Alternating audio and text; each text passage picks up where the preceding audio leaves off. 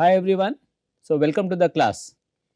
So today we will be continuing from where we had left in the last lecture, and we were talking about business marketing channels, right? So as we know, channels are very important in any marketing study. We have to understand that it is the channel that helps the product to reach to the customer, isn't it? And when you talk about a B2C condition, it is slightly in the different than what we talk about in the B2B case. Why? The simple reason is that in the business to business, both are organizations and their requirements are different, and the kind of volumes they transact is different, and the kind of design or the service that they require is different. So business, in the business channel or a business marketing channel, the role of channel becomes slightly different than what you see in a B2C or a business to consumer good case, right? So, in the last lecture we discussed about what is the role of channels, and what are the different types of channels, like direct channels and indirect channels, and then we understood why intermediaries play a very vital role in the business to business market. So, today we will be continuing from there, and we will try to understand who are the different partners in the channel, right. So, when you look at the different the different kind of participants, when you talk about, this is only when you talk about the indirect channel, right. So, the direct channel had telephonic, mail, or through e-commerce, where you could directly reach to the, or physically you directly reach to the customer and explain the product. But there are situations when you can't reach the product directly, the customer directly. So, in those conditions, the intermediaries become a very important part of the whole process, right. So, what are the different kinds of participants? Today we will be discussing about them. So, as we see here, that we have industrial distributors, manufacturers representatives, brokers, commission merchants, value added resellers, and jobbers. So, there are different names given to those participants according to their characteristics, according to the role and responsibility that they play in the B2B market. Okay. So, let us start with each one of them. The first one, the industrial distributors or the dealers, right. So, typically, these are small and independent business firms who serve narrow geographic markets and handle established products with a broad or and large demand, right. So, what are these people? Who are they? They are the distributors who may be small, right, and but they serve very narrow geographic market. So, as in the last class I talked about giving an example of Maharashtra, for example. Now, suppose you are living in Maharashtra and you are living in a belt in the Vidarbha region, right. Now, suppose some company wants to sell its product in those regions. So, it can find out some distributors or dealers in those region, and through them they can serve the market. Okay. Industrial distributors perform a variety of functions. Now, what are the functions? Such as they take the title to the products, right. So, the responsibility, they take the responsibility, they manage the inventory, right. So, how much of inventory is required, how they even share the information to the manufacturer. They provide credits to the buyers, right. They help in the delivery of the product, and they help in giving a wide variety of or assortment of products to the customers, technical assistance, and help in finding new customers. So, the distributors are basically not only anymore only intermediaries, but they play much more bigger role than that, and they act as a partner to the manufacturer. So, they help in new client, getting new client and reaching new clients. Okay. The manufacturers generally has a collaborative or partnering relationship with these distributors, right, and which is highly strategic in nature. Now, if the industrial distributors get disturbed or there is something wrong that happens, the manufacturer has to immediately take action and to correct it. Otherwise, if the distributors are not happy or the dealers are not happy, then the manufacturer could be into tough situation, right. So, how to keep the dealers happy, how to keep them, the company keeps on thinking through its HR policies and all, so that they can always keep the these distributors and dealers very happy and always committed. Okay. I will give an example. A major manufacturing company who produces electrical equipment, let us say, offers a standard discount on its price list to the authorized distributors. Okay. Now, these distributors maybe they deal in products like electrical motors, motor starters, etc. Now, based on the price list, the distributors give quotations or offers to their customers, right? They also buy the company's products, they promote, sell and keep the products in stock and offer credit to their customers. The company now offers different kinds of discount strategies to its dealers, so that it can keep these dealers always happy, right? So, dealers who, or they give promotional schemes, they give career incentive schemes, like they give options to move out, go for a vacation, or give, let us say, price discounts. So, all kinds of offers they provide it to the those dealers, so that the dealers are always happy, right? So, industrial distributors are very important people when it comes to be the B2B or the industrial markets. Now, when you how do you classify those distributors? There are three kinds basically. One, the general line distributors, then you have specialists, and then you have the combination house. Now, who are the general line distributors? Now, ones who cater to a broad range of industrial products, right? Usually low tech products, right? They stock these products and they supply it to the end customers, right? So, the general line distributors are people who keep all different kinds of brands. They are not ones who keep only a particular brand or a particular kind of product, but they keep all types of products and all types of brands. Okay. So, they behave like kind of a supermarket, right. Then you have the specialists who focus on only one line or a few related lines.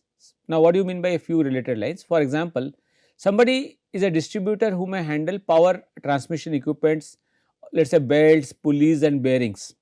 Now, so there are specialists who will be only maintaining those kind of products and can be dealing this kind of products. So, what happens? They can give you better knowledge, better service, because they are specialists in a particular manner.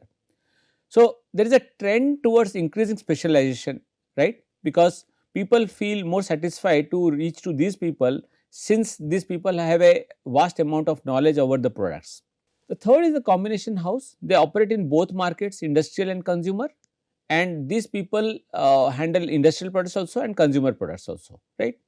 So, distributors are largely these three types which can be easily broken into. Now, what are the factors influencing the choice of a distributor? So, how does a manufacturer choose a distributor, right? So, as I had discussed in the last class, what marketing functions are important for the manufacturer, right?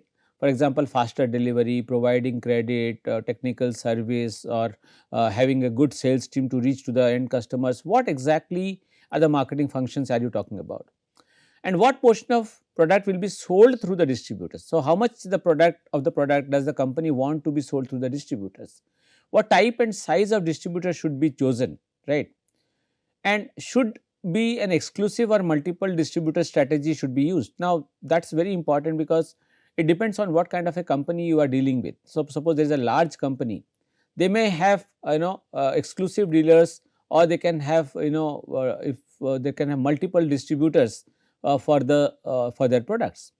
So, it depends on what is the size of the geographical region, what is the kind of consumers, what kind of consumers are available there, right.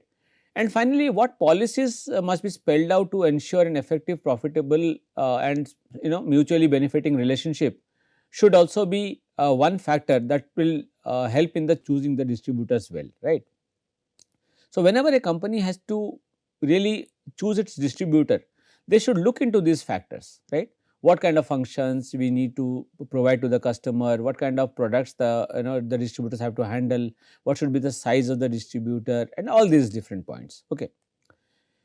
Then you have manufacturers representatives. So, manufacturer representatives are generally small and medium sized business firm, as they can't afford to maintain their own sales force, and also by large firms when employing a sales team for a territory is infeasible. So, let us say there is a firm who cannot maintain, there is a manufacturer who cannot maintain their own sales force, right, or there is a large firm who can have a sales force, but they do not want to, because for a small territory it is not profitable, right. In such conditions, the manufacturer's representatives are needed. Okay. These agents have good product knowledge, they have sound understanding of the market, and they know their customers very well, and they have excellent negotiation skills. So they can reach to the customer, they can, on behalf of the manufacturer, they can discuss and negotiate with the customers. The main functions that these customers, these manufacturing agents, right, do is to promote sales and secure orders. But interestingly, they do not buy, store or finance the transactions as you find in the industrial distributors case. They are only paid a commission on the sales and according to the task involved, right. So these representatives are basically like sales agents, so who work on a basis of a commission, right, and they are not taking responsibility of the inventory. Okay, responsibility in the sense they do not hold the inventory, right. For example, a small scale manufacturer of material handling equipment, let us say near Hyderabad, who is not financially strong enough to have its own sales and service team, right, has made agreements with 4 agents, manufacturers agents, right, located at Bangalore, Chennai, Mumbai and Ahmedabad, where the business potential is high for its products. Now, the companies has selected these agents, and the main responsibility of these agents are to sell and service the manufacturer's products, for which they are paid a commission. And the company regularly provides training to these agents, right, so that they are well learned and they can handle the customer's problems easily, right. Because most of the products are technical in nature, so the agents must be having sound knowledge. So the company is constantly providing them training and other facilities. Then you have brokers. Now, who are these brokers? The brokers, as we know, are somebody who are like in between, right. So the brokers bring together the buyers and sellers. So what they do? They are bringing the buyers and sellers together by providing them information on what is available and required. They may represent the buyers, the seller or both. So the broker can be from any side, it can be from the seller's side, from the buyer's side. So it only brings them together so that a deal can happen. Their function is to find potential buyers, negotiate and complete the sale. Again, brokers do not buy or handle the products, they also play on a commission basis, right. And one may think that what is the difference between the manufacturer agents and the brokers? The brokers actually do not represent the manufacturer alone, they can be anybody, any freelancer kind of a person who can come from the buyer's side, they can speak from the manufacturer's side, seller's side, from anybody. But manufacturing agents are not like that, they were working only and only for the seller. Okay. Now, when you talk about brokers, let us say the buyer and sellers of edible oil in Hyderabad, right, contact the brokers for information on prices. So, let us say the edible oil companies, right. So, both buyers and sellers, so buyers will be the companies like Britannia and all, and sellers will be the manufacturers like Adani Oil and all. They would contact the brokers for information on prices and availability. So, once the transaction is over, right, is over, based on the broker's information, both the seller and the buyer will pay 0.5% commission or some agreed upon commission to the broker. So, these are kind of techniques which generally you see, and the word broker you must have heard very largely in the stock market and all. So, again the broker is somebody the same responsibility, he takes a commission in buying, he takes a commission on selling. Okay. Then you have commission merchants. Now, who are these commission merchants? Commission merchants are the middlemen who deal with bulk commodities, right, such as raw materials. Now, they do not buy the material, but they perform the function of arranging, inspection, physical handling, negotiating and completing the sales, right. So, if you look at this diagram, for example, this is the raw iron ore or the raw material, and there is a commission merchant and there is a steel plant, right. So, these commission merchants work for a contract period, right, and they work so that the ore or the the bulk commodities like this raw materials and all, they can get a easy transaction. Okay. For instance, let us say suppliers of iron ore hire commission merchants for arranging inspection. So, these people will go to the site, check the quality of the product and everything, right. So, then transportation and getting the initial sample, so lot accepted by the steel plants. So, not only the product has to be checked, it has to be, the commission merchant ensures that this product gets accepted by the steel plants. Okay. So, for performing this task, the commission merchants are paid a commission by the suppliers of the iron ore. Okay. So, in this case, commission merchants play a very vital role. Then you have somebody called value added resellers or called VARs. Now, who are these VARs? Another type of middlemen. Now, these middlemen are usually specialists dealing with a particular market segment. Now, what is that? The retailers, bankers, accounting offices, medical labs, etc. What do? They gather together the separate products of individual firms and use them to solve the problems of the specialty market. Now, for example, let us say in the computer industry, now there can be a value added reseller who can buy the hardware, install the software into that and add value to the product and then sell it to the final customer, right. Similarly, you can have it in the financial markets also, as it shows. So, the question is, value added resellers tend to add more value to the product which they buy it from the or get it from the seller and then sell it to the final market. Okay. Lastly, you have jobbers. Now, who are these jobbers? The jobbers represent the manufacturers of products that are sold in bulk, like in like the resources, again raw materials resources like coal, iron ore and chemicals. The jobbers interestingly take the title to the goods, right, that they sell. So, they take the title, they take the ownership. However, they do not store or take the physical possession. So, they take the ownership only in terms of, let us say, like a contract and all, but they do not store because they do not have space and so much of capacity, they do not store it, right. So, the jobbers are, for example, if you see a coal jobber purchases coal from, let us say, coal mines based on the orders in hand or expected orders from some several customers.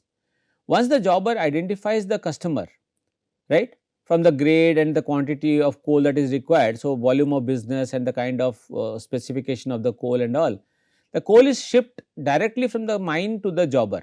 So, it comes to the jobber takes the title, that the invoice is raised by the coal mine on the jobber, that means. So, the bill is made on the jobber, right. Now, the jobber raises his bill on the customer, endorsing the railway receipt to the customer, and during the time the goods are in transit. So, basically it is something like the jobber is responsible for the safe and smooth availability of the product to the final customer. So, the manufacturer does not take that responsibility, he transfers the responsibility to the jobber. So, obviously we can understand from here that the jobber will be paid a little high commission because he is taking the responsibility, right, and he is taking a little slightly more risk than the others. Okay. Finally, we will talk about the channel design. So, what exactly should you keep in mind? So, when you are designing the channel, so suppose you are the manager of a firm and you have been appointed and you are asked to design a channel, right, for a particular product or service. So, how would you do it? So, what it says is, it is a dynamic process of developing the new channels or modify the existing channels.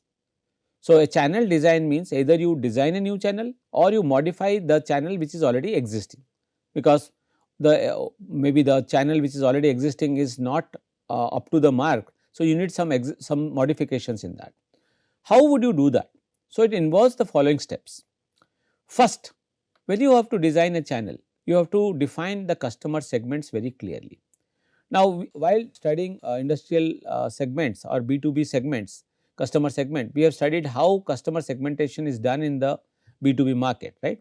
So, on basis of, let us say, the purchase, on basis of the technology, on basis of the brand acceptance or the product acceptance or the individual's decision making process. So, anything could happen. How do you segment the customer? The customer may be segmented from different perspectives, right. So, you have to define the customer segments very clearly before you design the channel, and then identify and prioritize the customer's channel requirements by segment. So, each segment may have a different requirement. So, suppose one segment wants the products just in time, another segment wants the product wants to buy it in bulk and store it in its as a part of its inventory, so that it can make a buy at a lower cost. So, what is the priority of the customer? So, accordingly the channel has to understand. Before we design the channel, we have to understand that. Assess the firm's capabilities to meet the customer's requirement. So, before you design the channel, you need to understand from the buyer's seller's perspective, what is the ability of the seller? Can he meet the customer's requirement? Then benchmark the channel offerings of key competitors. So, look at the key competitors of the of the company. Let us say the company is into a selling electrical equipments or chemicals. So, look at its other competitors and how, what kind of channel offerings do they have, right. Finally, create the channel solutions to customers needs, hidden needs or latent needs, right. So, what are the hidden needs or the latent needs of the customers, right. So, the channel solutions, the channel will provide those solutions to those latent needs of the customer. So, accordingly the channel will be effective or not effective will be finally we can say that channel is an effective channel or not on basis of how much ability do they have to meet the hidden needs of the customer. Okay. And finally, after all this, we need to evaluate and keep the select the channel options. So, whatever different options we have to evaluate and select any one of them or two of them, so that we can reach the customer directly and make our product available to them. So, with this once you have understood this, you have understood the importance of channel and you have understood the how you can design the channel. So, obviously, you can if you are given a task to design a channel, you have to keep these things in mind and you can then create a effective channel for your company. So, that will be helpful for the company, because as I have said, channel members are very important people, because without them the products will never reach the customer, and if they reach also, you do not know how the customer is going to react, because the channel members help to bring back the information from the customer to the company, right, like the Salesforce does, right. So, it exactly does the same role and sometimes more than that than what the sales team does. Okay. So, with this today I will wind up my lecture and I will meet you in the next lecture. Till then, take care. Bye bye and thank you very much.